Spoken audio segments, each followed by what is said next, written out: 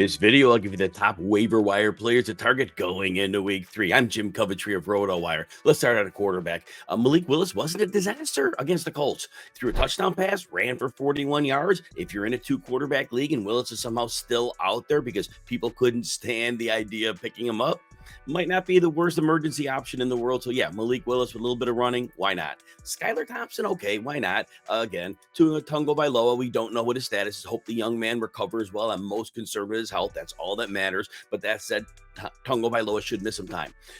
Skylar Thompson may not be good, but he has Tyreek Hill. He has Jalen Waddle. And if they do a quick strike offense to get run after the catch, again, 2-quarterback league, Skylar Thompson should be rostered. The weapons and the way the usage would be could be very conducive to him being useful.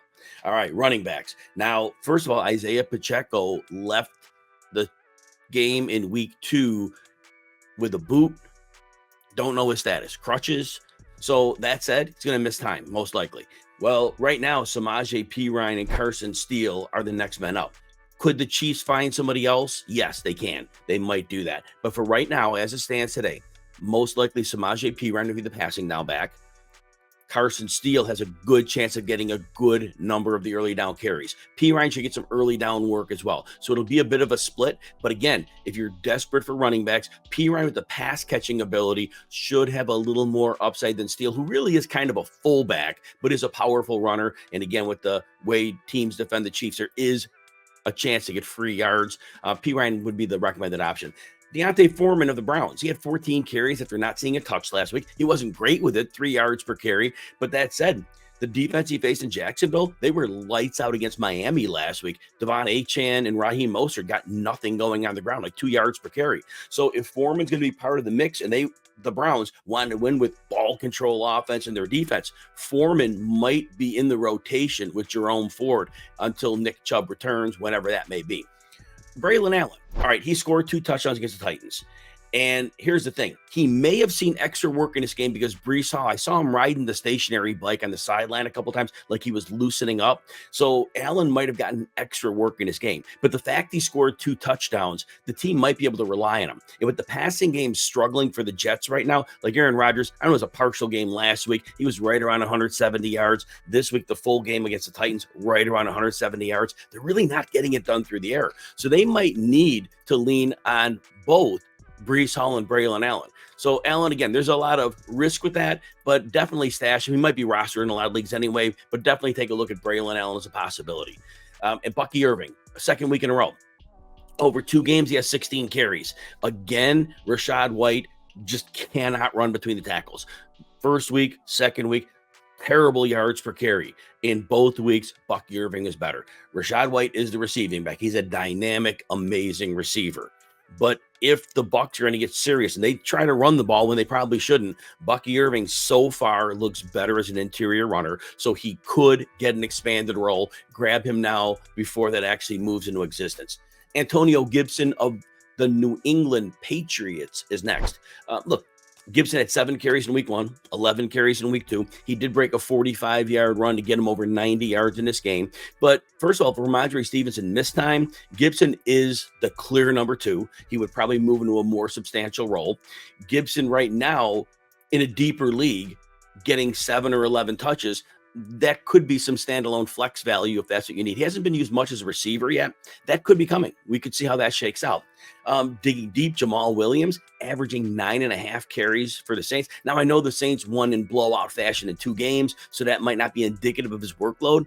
But at some point, if Alvin Kamara needs rest because he's getting a lot of work, if Kamara misses time, Williams looks better than he did when he looked washed in 2023. He looks a little bit better, so he could be useful there. If you enjoy videos like this, please consider hitting the like button and subscribe to the Rotowire Fantasy Football channel on YouTube. Also, you can check out all of our fantasy football content and rankings by getting a free 2-day trial with no credit card needed. Head on over to rotowire.com/Jim and you can check out all of our content. All right, wide receiver.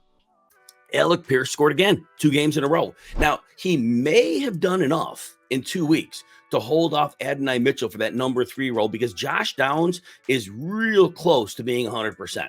And if he is, Downs is the slot receiver. Pittman, I know, hasn't done much, but Pittman's obviously paid and he's their alpha. So it's that other role that's available. Alec Pierce has shown great chemistry with Anthony Richardson. If that's the case, that may be a better answer for Richardson, even though Adonai Mitchell, in many's mind, is extremely more talented. But chemistry could mean it all. So again, Pierce's role could change at any time. But for right now, he does seem to have a leg up in that competition. Quentin Johnston, Los Angeles Chargers. Look, 38 yards last week in week 1. Week 2, 51 yards, 2 touchdowns in a game that Justin Herbert barely threw the ball because they were winning in blowout fashion. Former first-round pick of last year. He showed some talent in these 2 games. He's worth a roster spot. Maybe he won't do anything. Drop him if he has 2 bad games, but they don't have a whole lot else. And if they do have to throw, now Justin Herbert's getting checked out for maybe get his foot rolled up a little bit. He did finish the game, so there's that. If Herbert's out, then obviously Johnson loses a lot of value if Easton sticks their quarterback. But yeah, you could look at him. Demarcus Robinson. Did you know Demarcus Robinson had at least 44 yards in 6 of his last 7 games this year? The game he didn't was week 18. It was a meaningless game. So he probably could have done it in that game as well. And his first 2 games this year, 42 and 50 yards. Puka Nacua out longer than the 4 weeks. Cooper Kupp leaves the game with a foot injury and a boot. Robinson's going to continue to see a role in this offense, and Matthew Stafford trusts him. So you know what? He could be a flex. He could be a wide receiver 3 if he gets a little more work in the position he's at. But nonetheless, yeah, looking up for Demarcus Robinson. Jalen Tolbert of the Cowboys. Targeted 9 times, puts up 82 yards. Now, Dallas was blown out in this game, and they had to throw more than usual. It may have just been one of those things where it was garbage time, and he collected. It was a long pass. He made a nice play on it. But realistically, he's the number 3 on a pass-heavy offense. They don't have a good rushing attack in Dallas. And if the defense continues to give up points, they might really need a number 3 receiver. So again, deep leagues, stash Tolbert. If he has another good game, maybe he starts moving to the pecking order, especially when Dallas needs to score points.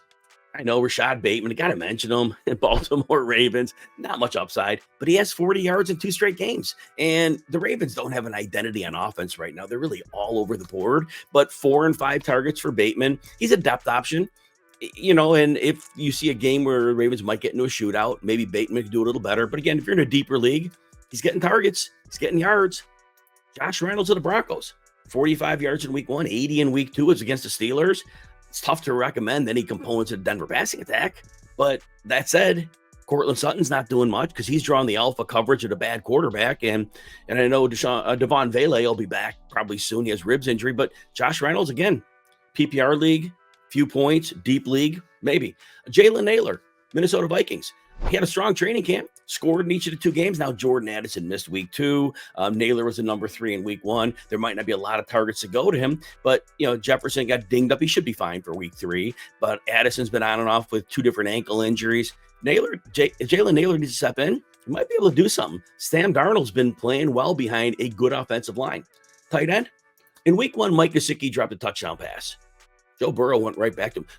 Mike Gesicki was the only functional receiver against the Chiefs. I know Yoshiba scored 2 touchdowns, 2 catches, 7 yards, 2 touchdowns. Touchdowns were great, but 2 for 7, yeah, not so much. But Mike Gesicki, 7 for 91.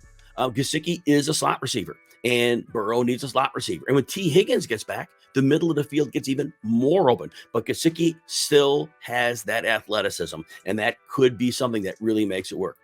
Hunter Henry of the New England Patriots, quiet in the opener, 8 of 12 targets hauled in, 109 yards. How many tight ends can actually put up 100-yard games? Not many. Hunter Henry might not do it again, but if you remember, he started last year, 2023, a couple 50-yard games. His last 2 games before the injury, some 50-yard games. He can play. And the quarterback play this year, Jacoby Brissett, definitely better than what they had last year. And I know in week 1, Austin Hooper outplayed Hunter Henry, but Hunter Henry's a player. If you need a tight end, take a flyer at him. Jonnu Smith, again, I don't know how long Tungo Vailoa is going to be out, but Jonnu Smith, quiet in week 1, catches 6 for 53 on Thursday Night Football against the Bills. Jonnu Smith could be, they wanted to use him. They want to get the ball in his hands. He can run after the catch. And if Skylar Thompson's even in, that might be part of the offense. Dink and dunk. Jonnu Smith could be fine. Finally, if Jake Ferguson misses another game, I know he seemed to be close, but maybe they were lying. If he's going to miss multiple weeks, Luke Shoonmaker, look, Dak Prescott loves his tight end. Doesn't really matter who it is. Shoonmaker steps in, 6 for 43. Ferguson misses another game. Hard to rule out any Dallas tight end. So, yeah, Luke Shoonmaker, not a bad option.